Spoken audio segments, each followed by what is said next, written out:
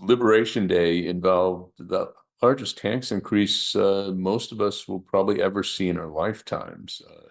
He came up with the idea that he was doing reciprocal tariffs, where ostensibly he's taxing other countries based on how much they're taxing our exports to them, and cut it in half, according to him. And that somehow is going to make us all richer. Just about every part of this makes no sense. So to start with, he came up with this idea of calculating what their taxes are on our exports by dividing their trade surplus by their exports with us. If that doesn't make sense, don't worry about it. It didn't make sense.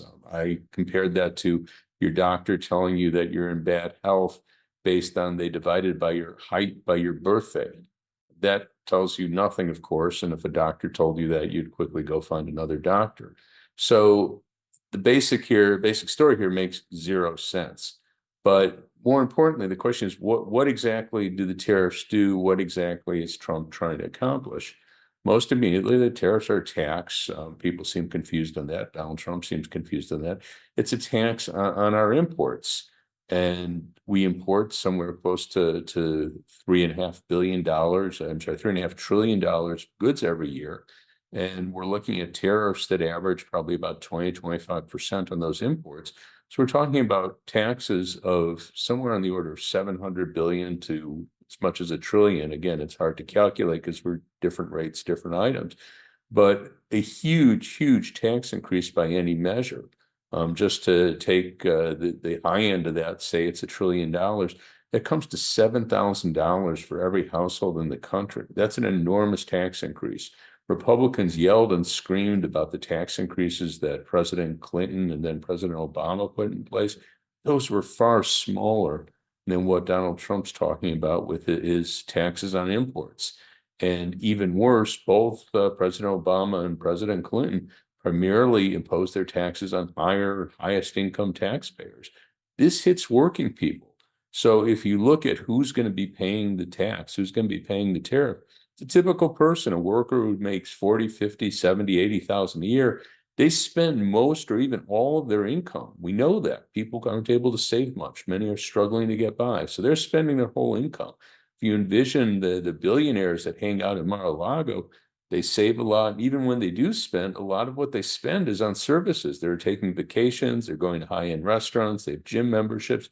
These are much less affected by Donald Trump's taxes. So this is a huge tax on ordinary working people. Ironically, the people that voted for him in large numbers. His argument that this is going to lead to some reindustrialization of America, it literally makes no sense. Much of what we're importing are intermediate goods. And that's why you have companies, the US auto companies, they were lobbying against this because they know that their imported parts that they put into their cars are going to cost them much more, making them less competitive, not more. So the idea that we're suddenly going to see a huge regeneration of US manufacturing makes no sense. Also worth noting, this is really lost in the past. Trump keeps referring to the McKinley presidency. That was 130 years ago now. The world has changed. So even if we envisioned that somehow we regenerate our industry, we balance our trade through increased manufacturing, what that's likely to mean, and even again, it's an unlikely case, an increase in employment in manufacturing from 8% of the workforce to 9% of the workforce. That's not exactly transformational. The last point to make about this is that this is an open door for corruption, for rich people to play games and try and avoid the tariff. So we've already seen this. Many large companies have been talking with Trump. They go down to Mar-a-Lago, they contribute to his whatever. And he goes, oh, okay, we're going to lower the tariff for you. So instead of you facing a 20% tariff, your goods will face a 10% tariff. That's why many of us have long opposed tariffs, or at least cross-the-board tariffs, because they're an invitation to corruption. And obviously, Donald Trump is fully prepared to take full advantage of that invitation.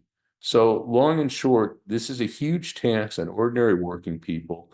And it's an invitation to corruption for people basically to line Trump's pockets in order to be able to escape the effects of the tariff. Not good policy in my book.